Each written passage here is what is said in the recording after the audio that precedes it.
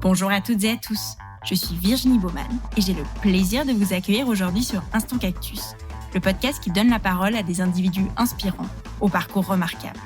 Leur point commun ? Ils ont su croire en eux afin de prendre leur envol et mettre en scène leurs passions, talents, convictions et potentiel. Au-delà d'une simple valorisation de ces vécus passionnants, Instant Cactus se veut aussi une exploration des réflexions et questionnements qui ont jalonné leur chemin. En espérant que leurs parcours et leurs mots vous insufflent l'envie de prendre votre envol, je vous souhaite une très belle écoute. Pour ce nouvel épisode, j'ai le plaisir de discuter aujourd'hui avec Benjamin Lécrivain, donc le fondateur de Closer, une boutique en ligne qui propose une sélection de marques responsables pour une mode plus durable. Bonjour Benjamin, bienvenue sur Instant Cactus. Merci. Est-ce que, pour commencer, tu peux te présenter, nous raconter un petit peu qui tu es et quel était ton parcours avant que tu te lances dans Closer? Oui, bien sûr. Ouais, donc je m'appelle Benjamin, j'ai 38 ans, je suis arrivé sur Genève en 2007, donc ça fait un peu plus de 14 ans que je suis là. J'ai passé une douzaine d'années dans des multinationales sur Genève où j'ai travaillé dans des rôles d'achat et puis ensuite plutôt commercial et trade marketing. Mais ça, c'était ma première vie jusqu'en 2019. Et puis voilà, j'ai quitté ce monde-là avec l'envie d'entreprendre et avec l'envie d'entreprendre, si possible, avec un projet à impact pour essayer de faire bouger les choses à mon échelle. Et puis j'ai travaillé petit à petit à l'idée qui a mûri de Closer, qui a démarré en début 2021. Donc, tu as quitté ton job avant d'avoir l'idée ou tu as eu l'idée avant j'ai quitté mon job avant d'avoir l'idée. Okay. J'avais l'envie d'entreprendre, mais j'avais pas encore d'idée très précise. Et j'avoue, pendant l'année 2020, j'ai travaillé sur un premier projet qui a finalement pas abouti. Et puis j'ai rebondi, sur l'idée de Closer quelques mois après, qui était une idée qui était, là dans un coin de ma tête, mais pas très formalisée, pas très mature, juste des bribes. Et puis j'ai pris le temps de me poser et puis de réfléchir, de regarder ce qui se faisait, ce qui n'existait pas, pour essayer de formaliser une solution que j'espère un petit peu innovante et qui peut répondre à un besoin. Et ces bribes, ça m'intéresse toujours de savoir comment l'idée est venue. Ces bribes, c'était quoi et comment est-ce que tu les as un peu assemblées? Les bribes, c'était mon expérience personnelle en tant que consommateur, où j'avais pris conscience depuis un petit moment de l'impact de nos achats vestimentaires et de l'impact des choix ou des choix qu'on ne faisait pas dans la manière dont on achetait nos vêtements. Donc j'avais très, très conscience de ça, de par des reportages, de par des articles, etc., où j'avais réalisé qu'en effet, ce qu'on achetait comme vêtements avait un impact assez important sur l'environnement. Et puis surtout, la deuxième bribe, c'est que j'avais commencé à réaliser que les expériences qui m'étaient proposées, pour pouvoir justement consommer de façon responsable en matière de vêtements, j'avais pas forcément encore trouvé mon compte. Je trouvais que c'était pas facile. Je trouvais qu'il n'y avait pas encore énormément de solutions accessibles, disponibles, pratiques. Et donc, c'était un petit élément de frustration en tant que consommateur, à titre perso. Et c'est sur ces bribes-là, que j'ai commencé à réfléchir à qu'est-ce que pourrait être une solution différente pour aider finalement le plus grand nombre à passer à une mode plus responsable. Et comment est-ce que justement Closer est différent des autres boutiques? Comment est-ce que tu t'es positionné? J'espère que Closer est différent de bien des manières. On va dire Closer est fondé sur deux piliers. Le premier pilier, c'est de proposer une offre réellement éco-responsable. Parce qu'on voit fleurir évidemment un peu partout, notamment dans la mode et auprès des grandes enseignes, des étiquettes vertes à gauche, à droite, des pseudo-labels, des infos sur le recyclage, etc. Quand on gratte un petit peu, il y a beaucoup de vent beaucoup de greenwashing. Donc, le premier pilier, la base de Closer, c'est vraiment de faire un travail de sélection de marques et de vêtements qui soient réellement éco-responsables. Pas parfait, parce que le vêtement parfait n'existe pas. Le vêtement parfait, c'est celui qu'on n'achète pas, c'est celui qu'on a déjà dans son armoire. Mais en tout cas, des vêtements qui ont un impact vraiment réduit sur l'environnement quand on a besoin d'acheter un vêtement neuf. Donc ça, c'est le premier vraiment pilier. Et puis, je pense qu'on en parlera un petit peu plus en détail après de ce que ça implique aussi. Et le deuxième pilier, c'est, une offre ou une expérience client qui soit la plus confortable possible et la plus facile possible. En fait, une des choses qui me frustrait le plus aujourd'hui, c'était de me dire, finalement, il existe des solutions, mais ça va être donc soit les grandes enseignes qui vendent du vent vert, soit des petites boutiques qui font un super travail, mais qui sont très localisées et pas un peu niche ou pas forcément, on les connaît pas, ou alors c'est pas tout près, etc. Et donc, je voulais axer une solution qui soit accessible à tout le monde en Suisse, et qui soit la plus pratique possible. Voilà, et plus pratique, ça passe par Notamment le fait d'offrir le service, essayer d'abord payer après. Parce que acheter des vêtements en ligne, c'est pas toujours évident. Acheter des vêtements en ligne auprès d'une enseigne qu'on ne connaît pas, comme Closer au départ, c'est encore moins évident. Et des marques qu'on ne connaît pas, encore moins évident. Donc l'idée, c'est de dire, essayez d'abord, vous payez que ce que vous gardez. Et puis ça passe aussi par d'autres services, comme le fait de ne pas avoir de droits de douane, parce que tout le stock est basé à Genève. Donc tout le stock est directement envoyé depuis Genève partout en Suisse. Donc pas de frais de douane, pas de démarche de douane, des retours faciles et gratuits, parce qu'on ne doit pas renvoyer à l'étranger. Closer n'est pas une marketplace, donc on envoie tous les vêtements en un seul colis. Donc je pense qu'on a tous eu cette expérience. On achète sur des grandes enseignes en ligne et on achète 3 produits différents et on reçoit 3 colis, 3 cartons à 3 jours différents. Bien Donc là, ça dans du n'arrive pas. plastique. Là, il y en a qu'un. Voilà, exactement. Ouais. Donc voilà, c'est un petit peu tout ça, Closer. Vraiment l'expérience facile, l'offre éco-responsable et on essaye de combiner les deux le mieux possible. Est-ce que tu peux nous en dire un petit peu plus peut-être sur ce deuxième pilier où tu parlais de l'expédition, des colis, comment ça se passe? Alors, à titre perso, une des choses qui m'embêtait, qui me frustrait aussi quand j'achetais en ligne et que j'achetais a fortiori sur des plateformes éco-responsables, c'était finalement la manière dont la livraison était gérée. C'est-à-dire que tu recevais un vêtement éco-responsable, emballé dans un carton, emballé dans un plastique, que tu allais jeter au bout de 5 secondes.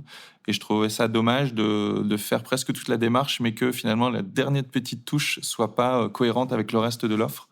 Donc dans la réflexion de Closer dès le départ, j'ai voulu avoir une réflexion autour de comment réduire l'impact des livraisons, comment réduire l'impact des colis, en essayant d'avoir des colis réutilisables.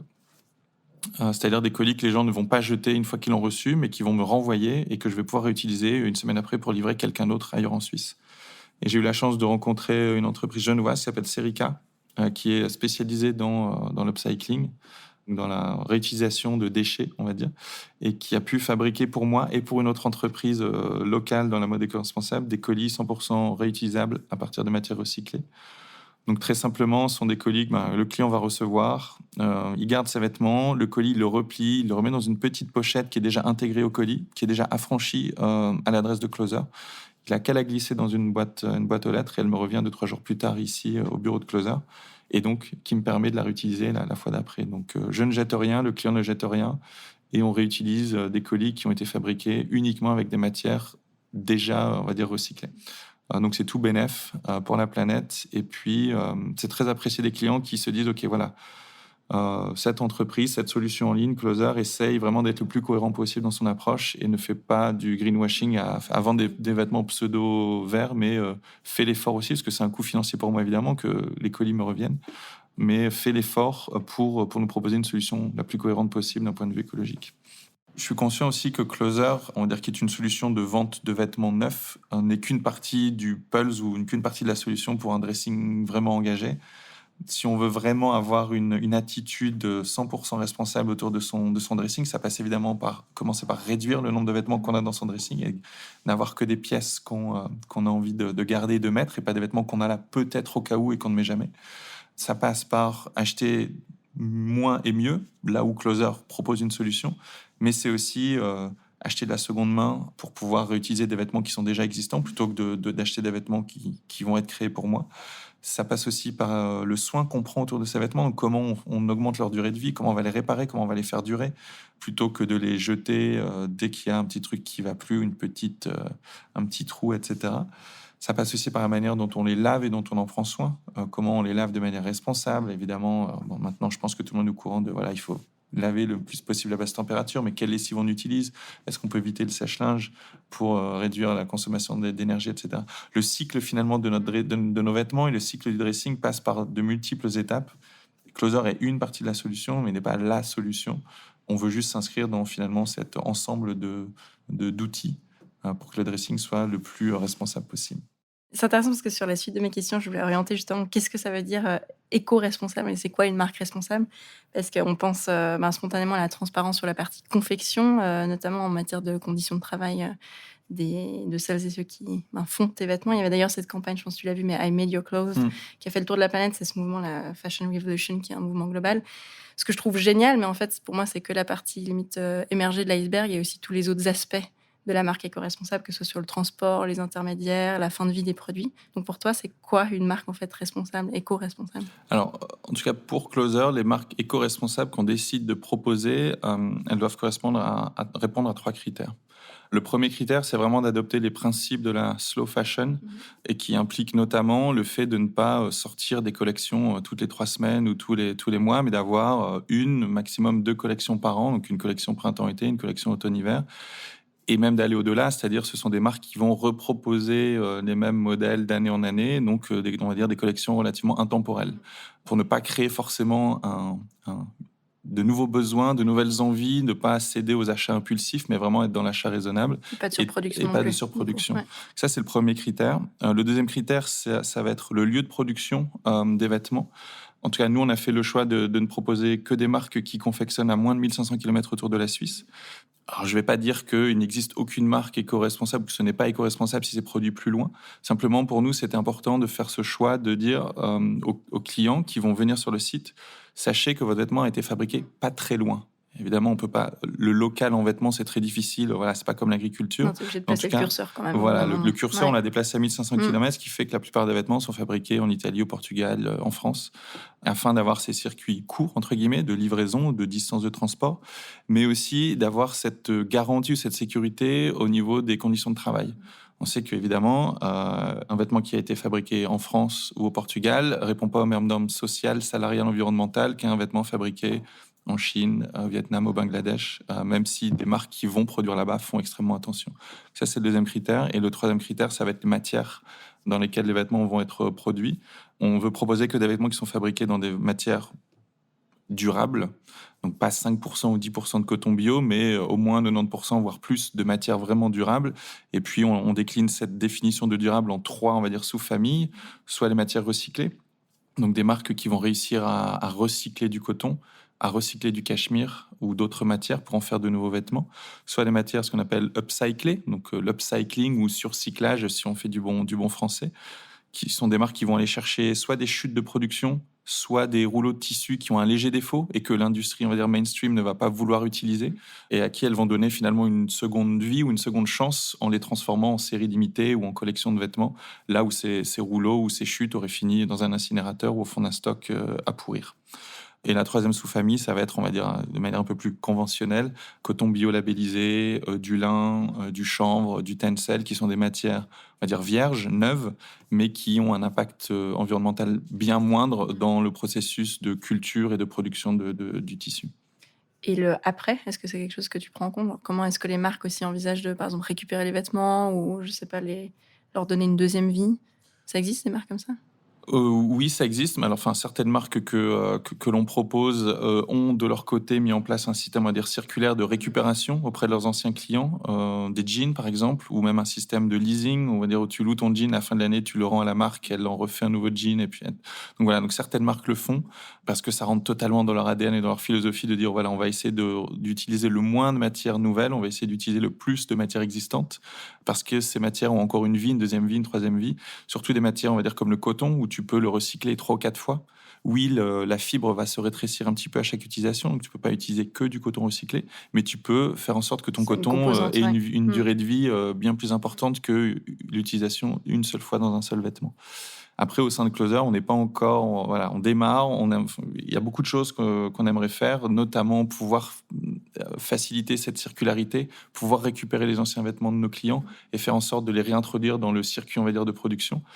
Ça fait partie des idées, c'est écrit quelque part et on espère pouvoir avancer sur ces sujets-là un petit peu plus tard, mais voilà, chaque chose en son temps. Ça fait partie, j'imagine, quand même des critères que tu gardes à l'esprit quand tu sélectionnes des marques. Exactement. Ouais.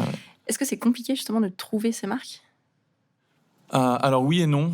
Alors les critères que j'ai décrits un petit peu plus tôt fait que ça nous limite dans, entre guillemets, la quantité de marques éco-responsables vers lesquelles on peut aller. Et notamment cette notion de distance où il va y avoir des marques qui ont vraiment une approche éco-responsable, mais qui vont produire à une distance bien plus grande que les 1500 km et qu'aujourd'hui on se refuse d'aller voir parce que voilà, on veut garder ces critères simples. Donc c'est la difficulté, le petit bâton dans les roues qu'on s'est mis. Et je vais dire en même temps non parce que Ce qui est génial à voir, c'est qu'il y a quand même un peu une effervescence, surtout en Europe de l'Ouest, dans les pays comme la France, comme le Portugal. Il y a pas mal de marques qui se développent, qui se créent, avec vraiment cette notion, on va dire, d'une mode slow fashion, Consciente, ouais. consciente de son impact et consciente de ce qu'elle peut faire et doit faire pour produire différemment. Et donc, il y a des nouvelles marques qui apparaissent régulièrement et qui va nous permettre de continuer à proposer une offre un petit peu plus large. Je pense aussi, par peut-être la deuxième difficulté, c'est que par contre, ces marques-là, évidemment, elles sont fragiles. Elles démarrent. Il faut aussi qu'elles aillent trouver leur clientèle. Il y a des problématiques de stock, de cash. Et donc aussi pouvoir proposer à ces marques-là un débouché vers un marché proche, à savoir la Suisse. Pouvoir proposer un accès à une autre clientèle, c'est aussi les aider à peut-être passer le cap des premières années qui sont les plus critiques et plus difficiles. Je rebondis sur ce que tu dis, notamment en termes de cash, justement. On entend souvent: «Ah mais la mode durable, c'est cool, mais c'est cher». Qu'est-ce que tu réponds à quelqu'un qui te dit ça? Est-ce que c'est plus cher que les vêtements qu'on va aller acheter dans les grandes chaînes? Oui, évidemment. Est-ce que c'est exagéré? La plupart du temps, non. Pourquoi? Parce qu'il y a un vrai prix derrière le vêtement qui a été produit. Il n'a pas été produit dans des ateliers qui fabriquent à la chaîne par dizaines de milliers d'unités par jour. Il était fabriqué dans des plus petits ateliers, dans des pays d'Europe de l'Ouest en l'occurrence, donc où le coût de la main-d'œuvre est plus cher. Il était fabriqué avec des matières plus nobles, plus résistantes, plus chères également. Donc le prix reflète le coût de production et peut-être le coût juste aussi, et la le coût réalité. juste, ouais. Pendant des décennies, on a été abreuvé on a été poussé à surconsommer parce qu'on a été poussé vers toujours plus de collections, toujours plus de vêtements, toujours plus d'envie, au détriment, et il fallait évidemment que ça coûte moins cher pour qu'on puisse en acheter plus. Et donc, on est allé vers un extrême qui est la production à très bas coût, sans conscience environnementale, sans conscience sociale et salariale. Et il faut redresser la barre et passer de l'autre côté pour une consommation beaucoup plus responsable. Et si je peux compléter aussi ma réponse sur le prix, ce que j'ai envie de dire aux gens, et c'est aussi un des objectifs de Closer, c'est de sensibiliser le plus possible, on va dire, le grand public. C'est un vêtement à l'unité va coûter plus cher. Par contre, si vous réfléchissez davantage à ce dont vous avez vraiment besoin, et si vous modifiez toute votre approche de votre garde-robe, votre budget total ne va pas forcément exploser. Tu parlais de Fashion Revolution Switzerland au tout début de l'interview. Ils ont fait une étude, je pense il y a 2 ou 3 ans, qui montrait qu'en moyenne, un Suisse ou une Suissesse achète 60 vêtements par an. Et que sur ces 60 vêtements, 40% ne sont portés que 5 fois maximum. Ouais, ça m'étonne pas trop.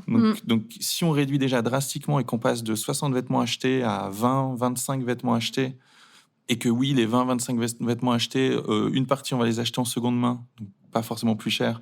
Une autre partie, on va les acheter en neuf, on va dire comme chez Closer. Au prix juste. Et au prix juste, finalement, oui, le prix de ton vêtement que tu vas acheter neuf va coûter plus cher. Ton budget annuel ne va pas forcément exploser. C'est juste une approche différente. Je pense, comme tu dis, il faut enrayer aussi ces mauvaises habitudes de consommation et puis cette perception du prix. Je disais quelque chose il n'y a pas longtemps qui me semblait très juste, c'est pas normal que ton t-shirt coûte moins cher que ton café.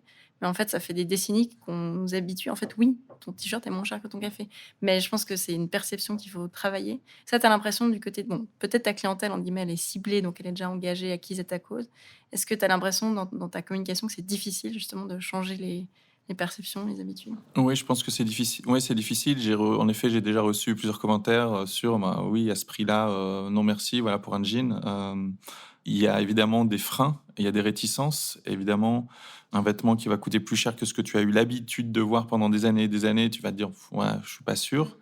Parce que tu réfléchis pas forcément à tout le cycle de ton vêtement. Tu réfléchis pas au fait que ton jean, oui, tu vas peut-être le payer 50 francs, mais au bout d'un an maximum, tu peux plus le mettre. Ouais. Donc peut-être que 139 francs pour un jean qui va durer 2 ou 3 ans, c'est finalement pas un mauvais investissement. Après, cela étant dit, chez Closer, l'idée c'est quand même je parlais d'être accessible au plus grand nombre, à la fois dans l'aspect pratique, dans l'aspect expérience client, mais aussi dans l'aspect prix. Donc je me refuse aujourd'hui à proposer des marques qui vont vendre des robes ou des jupes à 500 francs, 600 francs, sous prétexte que c'est une robe éco-responsable. Donc on essaye de rester dans une gamme de prix ça va de 40-45 francs pour certains basiques comme des t-shirts, des paires de chaussettes, on va dire plusieurs paires de chaussettes, à 220-250 pour des vestes, des premiers manteaux, etc. Donc l'idée, c'est quand même de cadrer pour faire en sorte à la fois de convaincre les gens qu'il faut changer leurs habitudes, mais de ne pas leur mettre un prix prohibitif qui va vraiment choquer et qui, pour le coup, n'est pas forcément justifié et qui va surfer sur le côté vert pour aller chercher des prix un peu trop Toujours élevés. ce vent vert. Ce vent vert, oui, dans l'autre sens. Et vu qu'on parlait du challenge de la communication, est-ce qu'il y a eu d'autres challenges que tu as vécu, j'imagine, depuis tes débuts? Est-ce que tu as dû mettre de côté certaines convictions où tu t'es dit, je sais pas, tu étais parti peut-être avec des idées, des fois on se dit qu'on va changer le monde. Est-ce qu'il y a des choses où tu as dû un peu mettre de l'eau dans ton vin? Alors, pour le moment, j'avoue pas trop. Je reste assez fidèle aux idées de départ que j'avais, à la fois sur le choix des marques, à la fois sur les modèles de livraison, puis sur la communication. Peut-être que la communication est l'élément le plus difficile. Parce que finalement, l'idée de Closer, c'est à la fois de sensibiliser le plus grand nombre de personnes à une mode plus responsable. C'est finalement aussi un site de vente en ligne qui veut proposer aux gens ou convaincre les gens d'acheter moins, qui est peut-être un peu contre-intuitif, et d'acheter moins, mais d'acheter mieux. Et dans l'aspect communication, il faut quand même que tu ailles chercher les gens, que tu ailles leur donner une envie ou l'intérêt de venir voir ton site. Et c'est peut-être la partie, on va dire, qui est la plus... pas contradictoire, parce qu'on fait très attention à ce qu'on fait. On va pas faire des pubs agressives, on va pas faire de Faire Black de Friday, promotion, évidemment, ouais. de créer de besoins avec tous les jours une marque à 50%, ou enfin voilà, tous ces modèles qu'on voit fleurir où finalement tous les jours on achète quelque chose dont on n'a pas besoin, mais parce que c'est pas cher et qu'on se dit que Ouais, c'est puis il y super. a cette urgence d'acheter. Exactement. Donc on n'est pas du tout dans ce modèle-là, mais il faut quand même donner envie. Et donc voilà, donc c'est trouver cette ligne de crête entre communiquer sur la nécessité de consommer différemment et communiquer en même temps sur le fait que, ben oui, les vêtements qu'on propose sont pas des vêtements mal coupés, pas beaux, voilà, qui ressemblent à rien, mais que ce sont des vêtements quand même de qualité, qui sont tendance, qui ont du style, qui ont une belle coupe et qui nécessitent d'être regardés et achetés. C'est acheter, mais n'achetez pas trop, acheter C'est consciemment. exactement. Ouais, C'est acheter, subtilement mais n'achetez pas entre, trop. ouais. Voilà, ouais, exactement.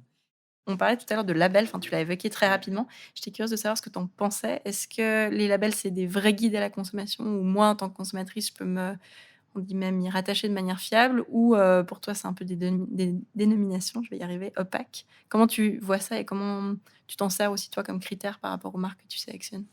Alors oui, les labels font partie des critères qu'on utilise. Ça nous permet en effet d'avoir... C'est un guide pour nous. Après, il faut savoir faire le tri dans les labels. Il y a des vrais labels indépendants qui ont une vraie valeur ajoutée et qui ont un vrai impact sur la façon dont les vêtements ou les matières premières sont conçus. Et ce serait dommage de s'en passer. Par contre, il y a d'autres labels ou pseudo-labels qui ont été créés par l'industrie, créés par certaines marques qui sont même pas des labels, voilà, et qui sont trompeurs. Donc, pour nous, c'est un apprentissage aussi, parce qu'on voilà, on va pas dire qu'on est parfaitement au point sur tous les labels, qu'on les connaît tous, etc. Par contre, voilà, on commence à connaître ceux sur lesquels on peut s'appuyer. Il y en a notamment 3 qu'on essaie de privilégier. Il y a le label GOTS, je pense, qui est assez connu, que peut-être beaucoup de gens ont déjà entendu, qui est sur tous les textiles, on va dire, bio, et notamment le coton bio, qui est un vrai bon label indépendant, assez strict, qui permet d'avoir une traçabilité sur la façon dont le coton a été produit, cultivé, et aussi aux différentes étapes ultérieurement. Il y a aussi les conditions sociales, salariales dans lesquelles les travailleurs ou on va dire dans les champs ont travaillé. Donc ça, c'est un très bon label, et on essaye le plus possible de se diriger vers des marques qui ont ce label-là quand il s'agit de coton bio. On utilise aussi le label GRS pour Global Recycled Standard, qui est un label sur justement les matières recyclées, qui est aussi relativement strict sur comment le recyclage des tissus, des matières a été fait. Donc celui-là, on l'utilise aussi. On a des marques qu'on propose avec des vêtements recyclés ont ce label-là. Et puis aussi le label RWS, donc Responsible Wool Standard, donc là qui est plus sur la laine, et sur notamment la manière dont les animaux ont été élevés, nourris, traités, tondus, in fine, ouais. voilà, in fine, pour s'assurer que la laine a été, on va dire, produite dans de bonnes conditions, surtout pour le bien-être des animaux. Ça, c'est 3 labels qu'on utilise. Il y a le label Ecotex qui est assez connu, mais qui est souvent un petit peu utilisé à tort et à travers. C'est pas un label bio, donc ça te garantit pas du tout que ton coton est bio, que ta matière est bio. C'est plus un label qui va te garantir que le produit n'a aucune substance dangereuse pour la peau. Okay. Donc c'est très bien de l'avoir, mais ça te garantit pas que le produit, enfin ça peut être du coton conventionnel, et c'est souvent du coton conventionnel. Donc c'est très souvent utilisé par certaines marques, des grandes enseignes, qui vont coller le label Ecotex. Et donc c'est bien de l'avoir, mais c'est loin d'être suffisant si on veut vraiment une matière Et puis, si je peux juste dire un mot, il y a un label qui, pour le coup, qui n'est pas un label d'ailleurs, qui est vraiment, on va dire, à éviter, qui est un peu une arnaque, qui s'appelle le BCI, Better Cotton Initiative. J'ai lu sur ça il n'y a pas longtemps. Voilà, et qui n'interdit pas du tout. Donc, on se dit, tiens, BCI avec du vert, ça parle de coton, c'est du coton bio. C'est pas du coton bio, c'est-à-dire que les OGM sont autorisés, les pesticides, insecticides, herbicides sont autorisés. Il n'y a aucun contrôle sur les normes, on va dire, sociales et salariales pour les employés qui travaillent. Donc c'est vraiment au rabais. C'est beaucoup de bonnes intentions, mais rien dans les faits. Mais c'est une initiative couverte par des lobbies. Je t'avoue que j'ai pas toutes les réponses. Je pense que ça a été initié par certaines enseignes, certains lobbies, etc. Et puis tu vas le voir comme par surprise, comme par enchantement, beaucoup utilisé par les grandes enseignes qu'on ne citera pas, mais qui vont mettre en avant ce BCI. Et moi-même, à titre perso, il y a quelques années, je sais que j'ai acheté quelques vêtements avec BCI en me disant c'est cool, c'est très bien. Et en fait, maintenant que je connais beaucoup plus les détails, je me dis non, en fait, mon t-shirt, je l'ai acheté 8 francs ou 10 francs et c'était BCI, c'est pas possible, quoi. C'est juste pas possible. Donc voilà, donc ce label-là, c'est vraiment un peu à éviter, quoi. Et il y en a certainement d'autres, mais voilà, on n'a pas une connaissance exhaustive. Et justement, est-ce que tu as l'impression que du point de vue des consommateurs, ces labels, ils sont connus? Ou est-ce que toi, tu les connais parce qu'on dit, tu es dedans, puis que tu es un intermédiaire, tu achètes et tu sources des marques? Est-ce que tu as l'impression que le consommateur lambda il est sensible à ça? Je pense qu'il y a une petite partie des gens qui sont relativement initiés parce qu'ils ont pris le temps de se renseigner, etc. Mais je pense que ça reste vraiment une minorité de gens qui sont déjà convaincus et qui font déjà très attention. Je pense que pour le grand public, qui a quand même cette conscience environnementale, mais qui n'a pas forcément le temps ou l'énergie d'aller chercher, qui va aller dans les grands magasins et qui va avoir une étiquette verte voilà, avec un truc, le mot recyclé quelque part, le mot BCI quelque part, Better Cotton, il va dire c'est bien. Et puis le prix reste quand même très très bon. Donc allez, je prends ça. Et puis, entre guillemets, à moindre frais de recherche, je pense avoir fait une bonne action. Et je blâme personne parce que voilà, j'étais comme ça aussi avant et je comprends tout à fait que ça prenne du temps. Mais est-ce que les gens, à part peut-être le coton GOTS, qui est peut-être un label quand même qui a déjà une certaine résonance, je pense que pour les autres, c'est très très méconnu et on ne prend pas le temps de se renseigner. Peu de gens s'informent au-delà de l'étiquette. Exactement. Et justement, alors j'ai pas fait de recherche parce que je voulais en discuter avec toi, mais je trouverais intéressant peut-être que ça existe d'avoir un label, tu vois, de durabilité, mais sur tout le vêtement, en fait, et pas seulement sur la chaîne de confection, la chaîne de fabrication, mais vraiment qui couvre aussi le transport, les bonnes pratiques, etc. Tu vois, quelque chose un peu, je pensais au Yuka du vêtement. Alors, je crois pas que ça existe, j'ai pas fait la recherche assez poussée. Je sais pas si c'est quelque chose qui te parle ou quelque chose que tu as déjà vu passer. Alors, il y a des applications, ou des sites, des labels qui commencent à exister. Il y a alors, sur la France, il y a un site internet qui s'appelle Slow We Are, qui va répertorier des marques qui ont une approche vraiment éco-responsable, qui vont faire un vrai travail sur à la fois les principes de la slow fashion, sur l'approvisionnement des matières, sur la gestion des déchets, etc., et qui liste un certain nombre de marques et aussi de certains magasins qui conseillent. J'avoue que ça a été une de mes sources de recherche de marques au départ. Il y a aussi des applications qui commencent à avoir le jour. Il y en a une qui s'appelle Clear Fashion. Tu peux avoir sur ton téléphone, tu peux rentrer le nom de la marque et puis ça va te donner un score selon 4 critères principaux qui vont être, alors je les ai plus en tête, mais quelque chose autour du bien-être des animaux, quelque chose autour du côté biologique, etc., qui est vraiment pas mal fait, qui est à prendre avec des pincettes néanmoins, parce que j'ai été en contact avec certaines marques qui sont notées dedans et qui disent, nous, parfois, on est une petite marque, on n'a pas forcément toute la documentation disponible pour pouvoir confirmer qu'en effet, il y a rien n'est fait contre les animaux, que les animaux ont été bien traités, etc. Parce que finalement, on vend des vêtements en coton, etc. Et nous prenons compte de leurs notes. Donc parfois, c'est à prendre vraiment avec un peu de pincettes pour s'assurer que des marques qui font un très bon travail ne sont pas quand même déconsidérées parce qu'elles ont un score un peu plus faible. C'est vraiment très difficile, je pense, de pouvoir noter sur des vêtements, mais j'espère que je pense que ça va arriver petit à petit parce que de plus en plus de gens ont envie de savoir un petit peu plus ce qu'il y a derrière. Il faudrait presque pouvoir scanner ce code barre et puis pouvoir voir que ça a été fait, je sais pas, en France, dans la région de Lyon, pour dire n'importe quoi. Mais bon, ce serait le Yuka de la mode. Exactement. Travail, je pense, et ce serait génial. Mais c'est un travail énorme parce qu'il y a un travail d'évaluation et d'audit, comme tu disais, sur tellement de facteurs et de critères différents que c'est monumental. Mais écoute, en tout cas, si certaines des personnes qui écoutent veulent une première solution, il y a Clear Fashion qui, je pense, est déjà un premier pas. J'irai voir aussi. Du coup, tu penses, par rapport à toutes nos discussions et à tes convictions, que tu peux faire du business tout en étant durable? Oui. Durabilité ne veut pas dire manque de rentabilité. Non, non, pas du tout. Enfin, j'espère pas. C'est encore trop tôt dans la vie de closer pour pouvoir l'affirmer à 100%. Mais en tout cas, c'est mon intention. L'intention de créer un modèle qui soit à la fois vertueux, et, enfin, écologiquement responsable et économiquement viable. Après, tout dépend de la manière dont on va définir le économiquement viable. Si l'idée, c'est de dire, bon, ben oui, je vais maximiser les profits pour m'en mettre plein les poches, non, je pense que ça va être très difficile. Par contre, si c'est faire en sorte que l'entreprise soit viable, qu'elle permette d'embaucher, de payer correctement ses salariés, qu'elle permette à moi, le fondateur, de me payer un salaire décent et de pouvoir investir pour continuer à proposer des nouvelles marques, des nouveaux services, je pense que oui, c'est tout à fait faisable. Top. Le mot de la fin, si tu avais pu te donner un conseil quand tu as commencé, quel serait-il? De ne pas hésiter d'y aller. J'ai eu une phase de plusieurs mois voilà, où j'étais dans mes petits tableaux, voilà, et je pense que c'est nécessaire pour s'approprier le projet, vraiment se sentir assez confiant pour pouvoir y aller. Mais pendant très longtemps, pendant peut-être 5-6 mois, j'étais là, j'y vais pas. Et j'ai tergiversé. Heureusement, voilà, personne autour de moi, dont ma femme, m'a dit mais il faut que tu y ailles, ton idée est top, et puis voilà, il faut que tu te lances.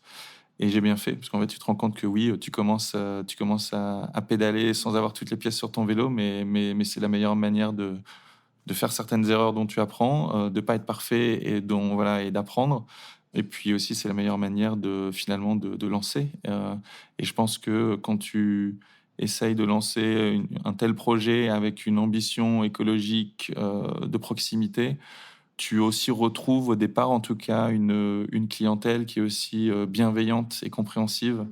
Et si tu prends le temps de leur expliquer certaines choses, certaines erreurs que tu as peut-être faites ou certaines choses qui vont pas aussi bien que tu l'aurais voulu dans les premiers mois parce que tu es encore en train de construire la machine, voilà, tout en pédalant, enfin voilà, les clients sont finalement presque, enfin pas reconnaissants, mais en tout cas comprennent tout à fait, sont bienveillants et t'en tiennent pas du tout rigueur. Donc, enfin c'est un conseil assez bateau, mais y aller quoi. Y aller.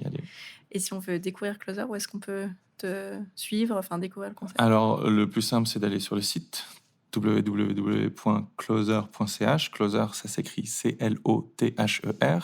Et puis on est aussi disponible et visible sur Instagram et sur Facebook. Et puis j'invite les auditrices et les auditeurs voilà, qui veulent découvrir Closer à le faire voilà, dans les prochains jours et les prochaines semaines. Et puis aussi de pourquoi pas l'utiliser comme une source de cadeaux éco-responsables pour les fêtes qui arrivent. Voilà, pour offrir des vêtements éco-responsables, des bons cadeaux. On va aussi même pousser, encore une fois, dans l'idée de cohérence. On va proposer des emballages cadeaux éco-responsables et réutilisables pour proposer, encore une fois, un service le plus complet possible. Donc, n'hésitez pas à venir faire vos emplettes de Noël chez Closer. Super, merci beaucoup. Merci à toi. On arrive ainsi à la fin de cet épisode. J'espère qu'il vous a plu. Vous pouvez retrouver le podcast et les références de cet épisode sur le site instantcactus.com ainsi que sur les réseaux sociaux. Un grand merci à toutes et à tous pour votre écoute et je vous donne rendez-vous pour le prochain épisode.